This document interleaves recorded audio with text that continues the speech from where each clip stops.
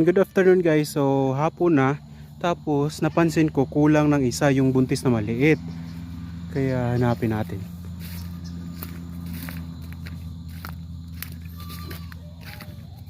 Uy, may nag-iingay dito. Hala, ayun, nanganak.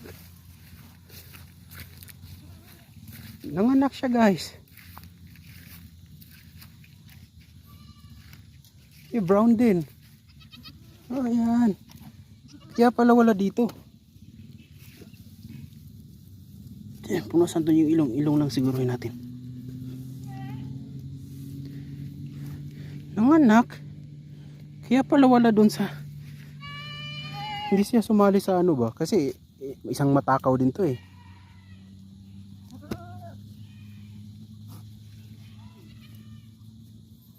Yan, nanganak pala siya guys.